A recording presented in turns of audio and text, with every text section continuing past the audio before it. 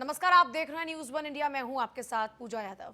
उत्तराखंड की अगर बात करें तो उत्तराखंड में कोरोना वायरस से लगातार दहशत का माहौल पैदा हो रहा है। उसकी वजह है मरीजों का ये बढ़ता आंकड़ा।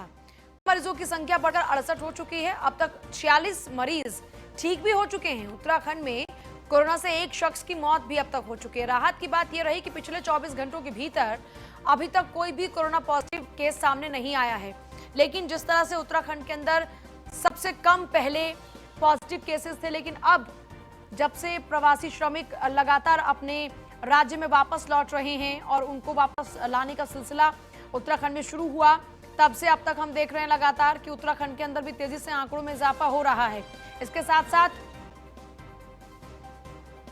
उत्तराखंड के अंदर भी अब चिंता बढ़ रही है। फहीम जुड़ गए हमारे साथ में, रेजिडेंट एडिटर फहीम। उत्तराखंड में 24 घंटे के भीतर कोई नया केस नहीं, लेकिन फिर भी स्थिति क्या कुछ बनी हुई है, क्योंकि आप लगातार उत्तराखंड की तमाम तस्वीरों को देख रहे हैं। क्या कहता है आपका आकलन?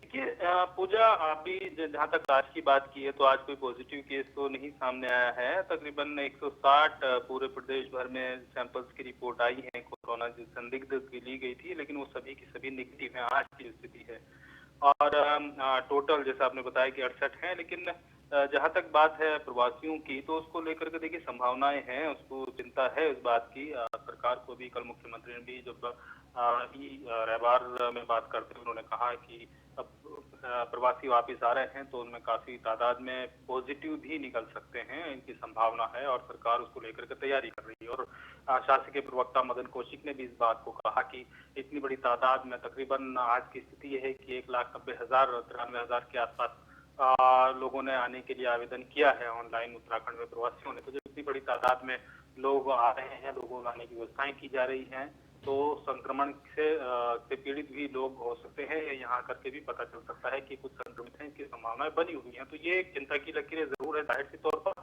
और ये चिंता की लकीरें इसलिए भी हो गई हैं क्योंकि 5 प्रवासी पिछले 2 दिन में 24 घंटे से पहले और उत्तरकाशी ग्रीन जोन में भी पॉजिटिव केस पाया गया जो कि प्रवासी है। तो लिहाजा ये संभावनाएं बनी हुई हैं और लगातार लोग आए, जिससे कि आज सूरत से भी एक ट्रेन चली है 1200 यात्रियों को लेकर के, प्रवासियों को लेकर के, और शाम को पुणे से भी चली है महाराष्ट्र के, वो हरिद्वार पहुंचेगी। तो प्रवासी लोग पहुंच रहे हैं, माफ कीजिए, और प्रवासियों के आने पे वो संभावना बनी हुई है, उसको लेकर के देने की बात कह रही है।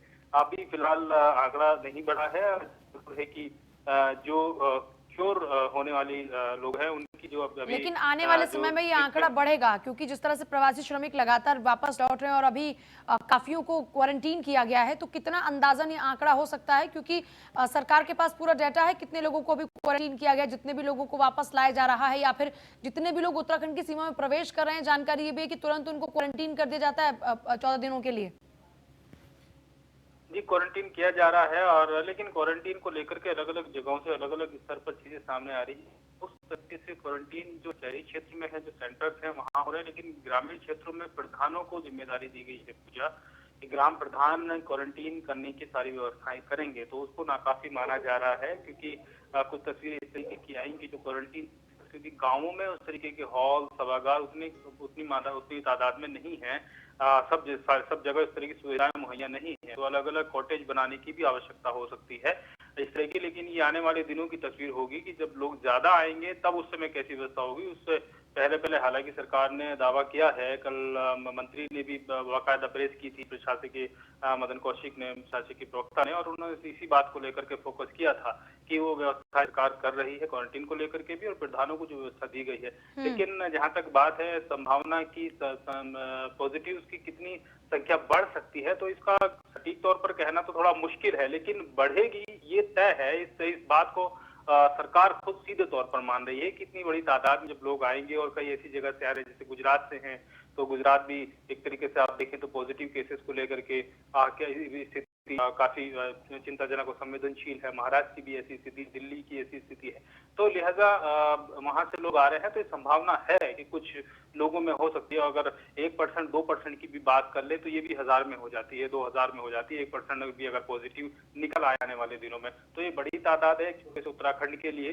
अगर 1% भी कहीं कोई पॉजिटिव आ जाते हैं या आधा % भी पॉजिटिव आ जाते हैं तब भी बड़ी तादाद हो जाती है 2 लाख 2.25 लाख लोगों में। तो लिहाजा इस बात की चिंता जरूर है और स्थानीय स्तर पर लोगों में भी इस बात की चिंता है। इसलिए अभी तक के जो मामले सामने आ रहे हैं उसमें अवेयरनेस भी सामने आ रही है कि लोग खुद क्वारंटीन सेंटर चले जा रहे हैं, जो सीधे बस से उतर रहे हैं कई केसेस में वो सीधे क्वारंटीन सेंटर गए हैं। तो अभी तक ऐसी कोई शिकायत तो नहीं आई कि जहां पर वो बचे हों क्वारंटीन से या स्टेशन से बस से उतर करके कहीं भाग गए हों। पूजा, सब लोग पुलिस की निगरानी में है, स्वास्थ्य विभाग की टीम की निगरानी में। हाँ, इतना जरूर है कि क्या वो अभी तक की जो व्यवस्थाएं हैं वो क्या काफी हो पाएंगी आने वाले दिनों के हिसाब से जिस तरीके से आए हैं, ये एक जरूर अपने आप में ठीक है। फाइन, फिलहाल के लिए बहुत शुक्रिया पूरी जानकारी के लिए।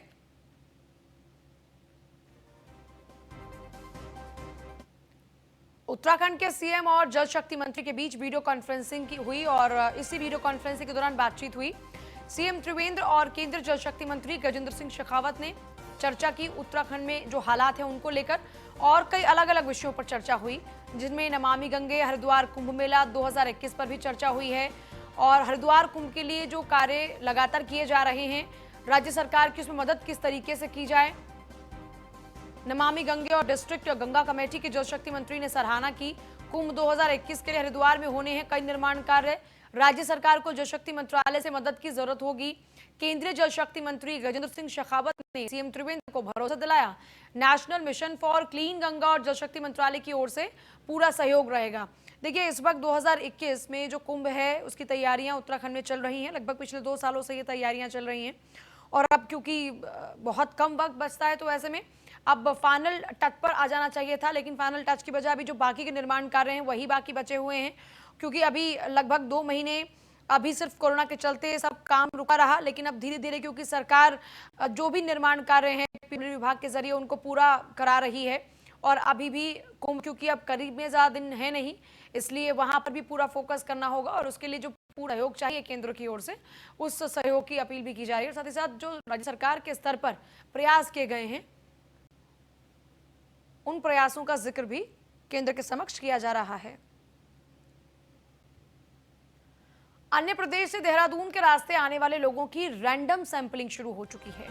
उत्तराखंड यूपी बॉर्डर पर शुरू की गई है रैंडम सैंपलिंग। बॉर्डर की आशारोडी पुलिस चेक पोस्ट पर स्वास्थ्य विभाग की टीम तैनात है। आने वाले लोगों की आरटी-पीसीआर की टीम रैंडम सैंपलिंग कर रही है। प्रवासियों के उत्तराखंड लौटने के लिए राज्य सरकार पास जारी कर रही है। देहरादून, हरिद्वार समेत कुमाऊं के उधम सिंह नगर, नैनीताल की सीमा से लोग आ रहे हैं। देखिए, अब रैंडम टेस्टिंग की जा रही है, मतलब जो भी दिखा और तुरंत से अब उनका सैंपल कलेक्ट किया जा रहा है, उनको पास दिया जा रहा है। मतलब उन पर पूरा फोकस रखा जाएगा, उनको पूरा बाकायदा फॉलो किया जाएगा, उनकी स्थिति क्या है, कोई भी पॉजिटिव पाया जाता है तो उनको तुरंत से आइसोलेट किया जाएगा। लेकिन अब देखिए, सैंपलिंग को तो बढ़ाना होगा और उसी पर ही तमाम राज्य सरकारों के इस वक्त फोकस भी किया जा रहा है कि सैंपलिंग बढ़ाएंगे तो ज्यादा से ज्यादा केसेस सामने आएंगे और उनके जरिए लोगों को ट्रीटमेंट दिया जाएगा और तेजी से इस पर रिकवरी पाई जा सकती है। उत्तराखंड के डीजी लॉ एंड ऑर्डर का बयान है, पुणे से उत्तराखंड के प्रवासियों को लेकर ट्रेन रवाना हो चुकी है। पुणे से 1200 लोगों को लेकर हरिद्वार ट्रेन पहुंचेगी। पुलिस विभाग ने व्यवस्था को लेकर सभी जिलों को निर्देश दे दिए। विशेष तौर पर सीमावर्ती जिलों और संबंधित रेलवे स्टेशन क्षेत्र में सतर्कता होगी।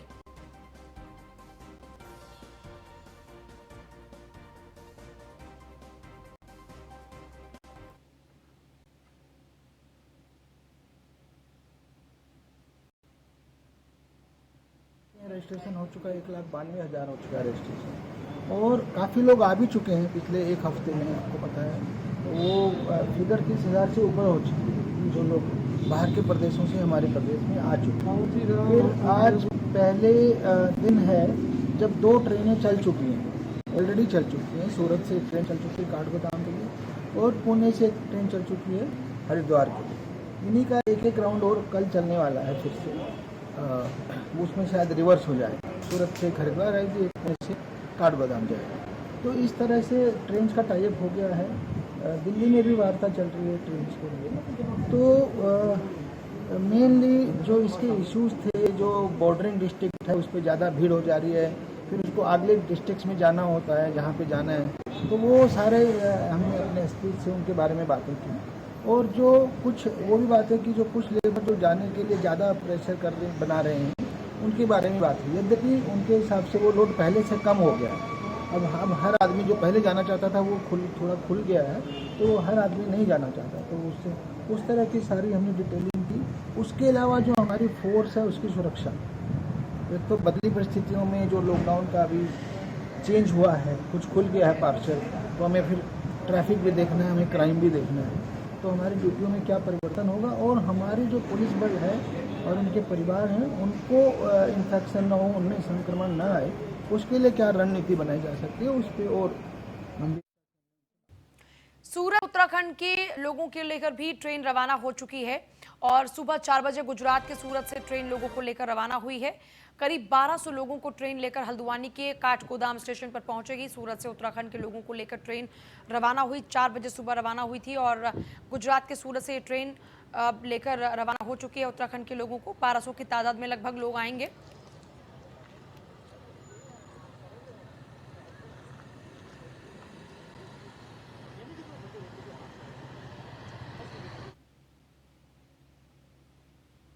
और आज से ट्रेन के जरिए प्रवासियों का आना शुरू हो चुका है। ट्रेन से प्रवासियों को लाने के असमंजस पर कांग्रेस ने बोला हमला। कांग्रेस प्रदेश अध्यक्ष प्रीतम सिंह ने कहा, 2 दिन पहले अफसरों ने कहा कि अभी ट्रेन को लेकर शेड्यूल स्पष्ट नहीं। कल सीएम ने कहा ट्रेन सुबह आएगी। सरकार को स्पष्ट बताना चाहिए, सरकार को एक अफसर नियुक्त करना चाहिए जो सीधे तौर पर कोऑर्डिनेट करे। प्रीतम सिंह ने यूपी के विधायक के गलत तरीके से पास का मुद्दा भी उठाया। पास जारी करने वाले अधिकारियों के खिलाफ कार्रवाई की मांग भी की।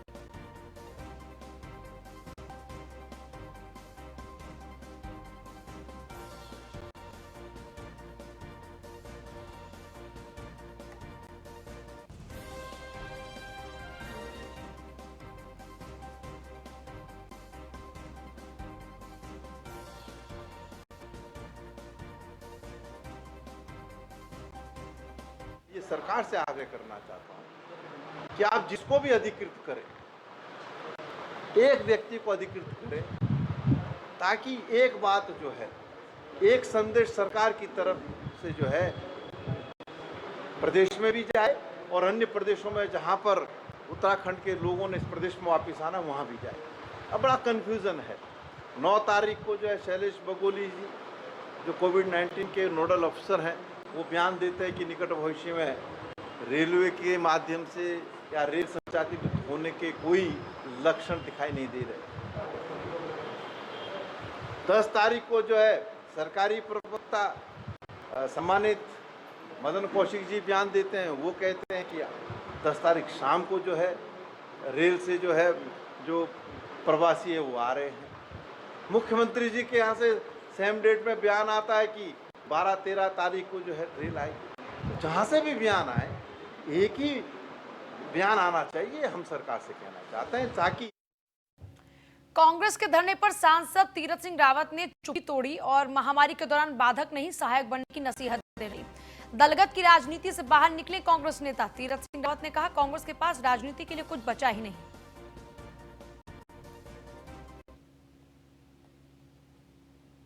कांग्रेस का कल चल रहा है और कांग्रेस के पास और कुछ कहने को तो है नहीं। ऐसी बड़ी बीमारी में सबको एकजुट होना चाहिए और उनका नेतृत्व तो लगभग मैं जानता हूं। जब शुरू में लॉकडाउन का निर्णय था तो सब ने एक साथ होकर के मोदी जी की अगुवाई की है, विपक्ष ने भी किया, दलगत राजनीति से ऊपर उठ करके एक साथ आए थे। लेकिन अब उनको लग रहा है कि जैसे जैसे अंतिम चरण तो कुछ न कुछ लेके जहाँ तक उनके नेता की बात है, क्या लॉकडाउन उनके लिए नहीं है? लॉकडाउन के समय बाहर आए तो क्या सोशल डिस्टेंसिंग उनके लिए नहीं है? क्या सोशल डिस्टेंसिंग बनाना आवश्यक है, उसमें कोई भी हो, क्या भाजपा, कांग्रेस हो, सपा, बसपा, अन्य जो भी पार्टियां, यहाँ पार्टी नहीं है, व्यक्ति है। और जो भी व्यक्ति इस सोशल डिस्टेंस में कहीं भी इसका पालन करते हुए न पाया गया तो स्वाभाविक उस पर कार्रवाई होनी चाहिए। मास्क लगाना, ये कांग्रेस झोलाछाप डॉक्टर के खिलाफ में अब कार्रवाई शुरू हो चुकी है। हरिद्वार से खबर, ड्रग्स इंस्पेक्टर की कार्रवाई जारी है। हरिद्वार जिलाधिकारी के निर्देशों पर यह कार्रवाई की जा रही है। जिले में कई क्लिनिक विभाग में बगैर पंजीकरण के ही चल रहे हैं, संचालित हो रहे थे। पिछले कई दिनों से इनके बारे में शिकायत मिल रही थी। छापेमारी से मेडिकल संचालकों में हड़कंप मच गया। नोटिस देकर 10 दिन के भीतर नोटिस का जवाब मांगा गया है। कई मेडिकल स्टोर पर भी चेकिंग अभियान चलाया गया।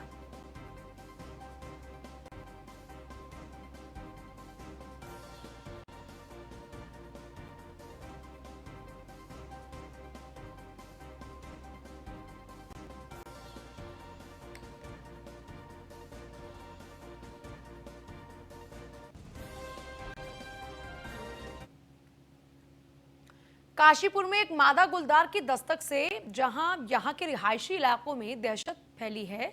तो वहीं आपको ये बता दें कि बीते दिनों काशीपुर के द्रोणा सागर के टीले पर एक मादा गुलदार अपने 2 शावकों के साथ देखी गई और उसने कुत्ते पर भी हमला किया, उसे घायल कर दिया। उसकी सूचना वन विभाग को दी गई और वन विभाग की टीम तेंदुओं को ढूंढने में लगातार लगी है। इसी क्रम में द्रोणा सागर के टीले पर वन विभाग की टीम ने गुलदार को ढूंढने के लिए विभागीय ड्रोन कैमरे के माध्यम से सर्च अभियान चलाया, लेकिन वहां किसी भी तरह की कोई मूवमेंट गुलदार की ओर से देखने को ही नहीं मिली।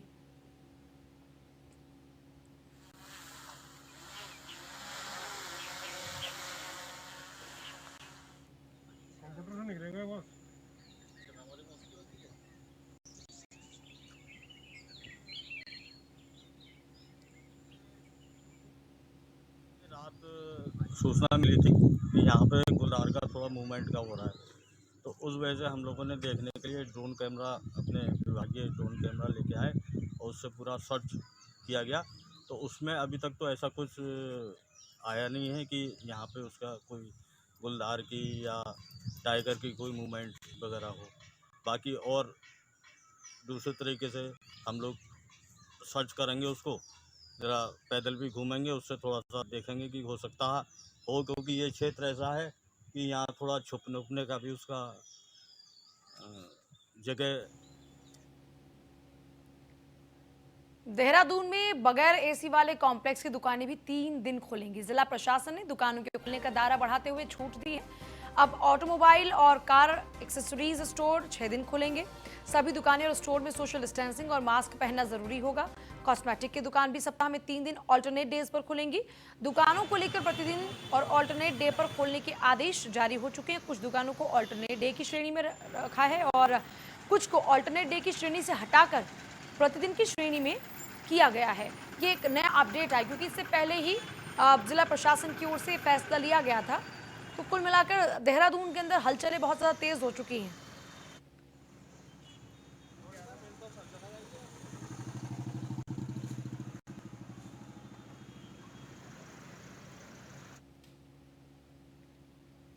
उत्तराखंड काशीपुर के ऊधम सिंह नगर को कुछ दिन पहले ग्रीन जोन में शामिल किया गया। कई तरह की सेवाओं में छूट दी गई, लेकिन ग्रीन जोन घोषित होने के बाद लगातार एक के बाद एक कोरोना पॉजिटिव केस सामने आए और इसी को लेकर आसपास के लोगों में डर बना हुआ है।